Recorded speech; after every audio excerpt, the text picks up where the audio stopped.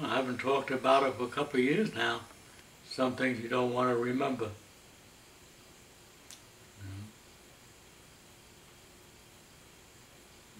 You saw people dead. You know, you don't like to see things like that, even though you were trained for it. You know, just a story now.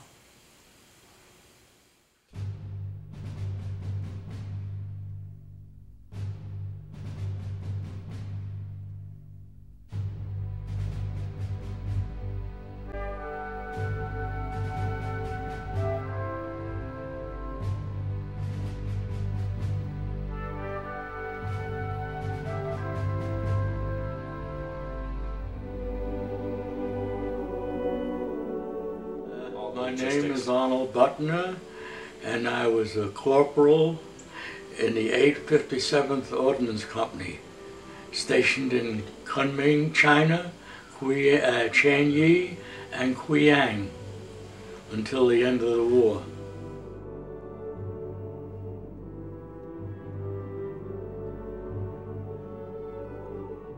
I decided to go down and join the Navy.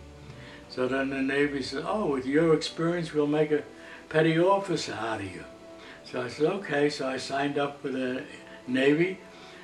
I got called down there, and they said, sign the papers, and you're in. So I looked at the papers, and it says apprentice seaman. I said, I'm not going to become an apprentice seaman. You promised me a petty officer. Yeah, but you got to be that first. I said, no way, and I walked away. So I went back to work. A week later, I got draft papers to join the Army. I got the papers, I gave it to my boss. He said, no problem, we'll have you out in no time. So he goes up to see the bosses, and he comes back, he says, what the hell did you do? I says, well, I joined the Navy, and then I walked out because they didn't give me what I wanted. Well, he says, you're in the Army for good now, and that's how I wound up in the Army. So then I went to Maryland for basic training. And after basic training, we went to Virginia, and I wound up in an automotive maintenance outfit, which repaired trucks. They were training us to go to China. We didn't know that at the time. So we went to Norfolk, Virginia, took a boat across the Atlantic Ocean into Africa. And we got into Africa just before Thanksgiving in 1943. Had Christmas there and New Year's there, and then I thought that we were going to go into Italy because they had the invasion of Anzio at that time. I thought, oh boy, here we go, you know. So we get on the boat, and the boat keeps on going. Before you know it, we're in the Suez Canal. I said, well, then we land. We got winter outfits on. But don't forget, we were in Africa. It was winter time. So we get into India, it's 130 degrees with winter outfits on. And these stupid officers, they tell us to get off the boat and walk across town and go to the train. Well, we stopped dropping like flies because you had all this heavy stuff on. So we got on a train, and we took the train for 4 days up to New Delhi. Then they let us off there, and they put us to work.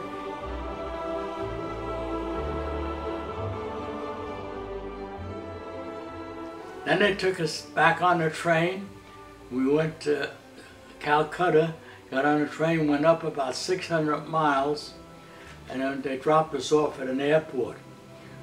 Then we waited there, and that morning we came in, and they told us to get on the ship. We got on the ship. First time I was ever in a plane, C-46, a transportation plane. Well, they did would transport troops from over the hump. That's the only way you could get into China in those days. The hump is a range of mountains between India and China. That's part of the Himalayan mountains. And they go up about 27,000 feet. So that means that you had to fly about 35,000 feet up in those days, which wasn't easy to do. Not many planes could do that yet. And that's what they called the hump. The soldiers called that the hump. A lot of them died. You know? unsung heroes, you would call them.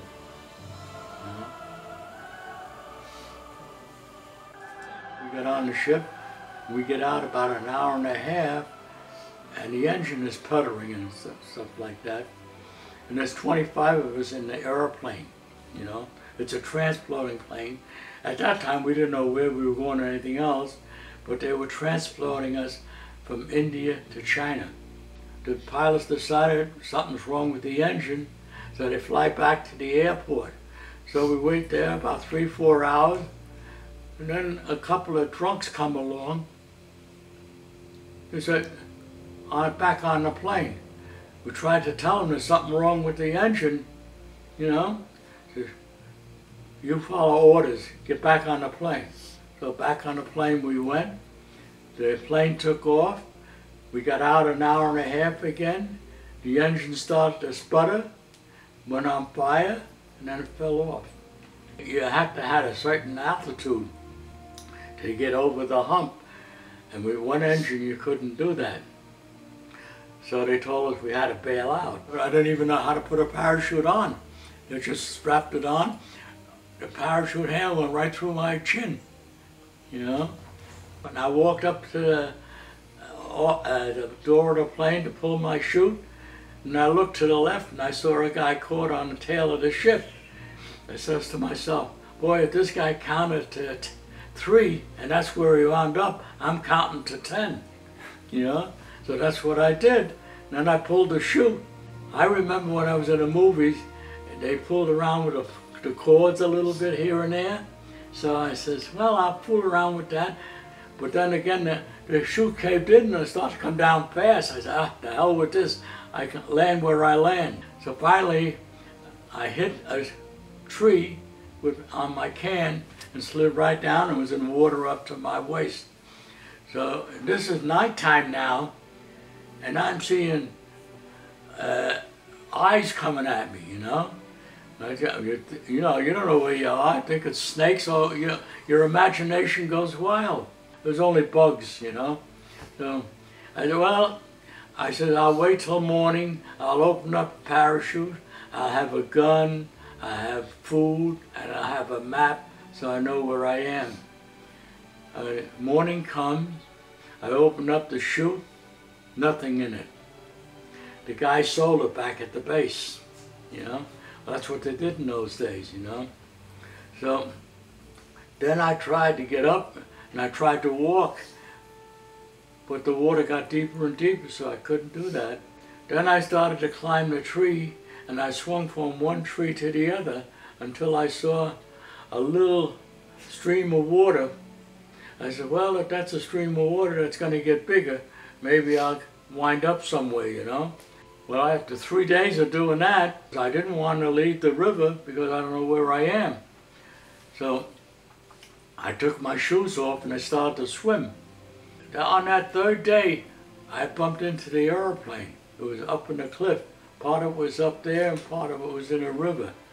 And then I looked at it and I saw there were 7 guys dead in the airplane. And the bodies was just like you. And when I touched them, they fell apart. I was taking off their dog tags, you know. I knew 3 of the men. One was the pilot, the co-pilot, and the radio engineer.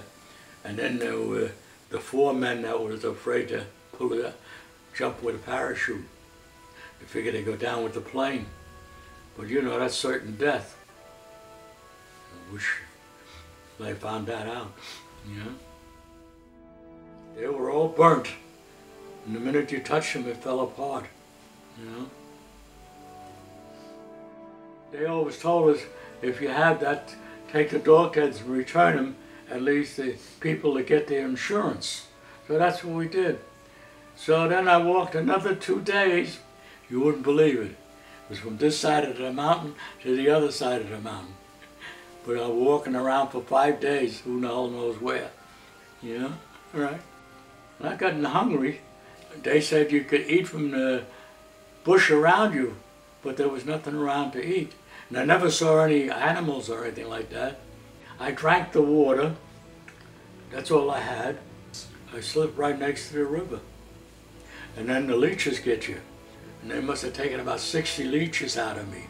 later on, I got appendicitis. From appendicitis, I got dysentery. From dysentery, I got malaria. Then I got a leg that was paralyzed. And then one day I see a guy walking down the road. I said, well, I don't know where I'm going, so I says, I'll go out. And then the guy came up to me, and he looked at me, and he said, oh boy. And then he carried me on his shoulder into their camp. You know, they reminded me of Tarzan, you know. So, but they were nice people, but they were headhunters, which I didn't know at the time. So then I tried to get through to them that I hadn't eaten in 5 days. So I used the sign language. I finally got the way, and then the guy came with a nice leaf of leaf with rice on it, and that I ate. That was the first time I ate in 5 days. They had a thing there. The Japanese used to give $500 for an American soldier, and the Americans gave $1,000 for an American soldier. So somehow in sign language we got through to them that they were going to take me to the British camp. They were fighting up the road, you know, and then they'll turn us in and they'll get the money that they're allowed to get for returning a soldier. They took us in there, brought us over to the British.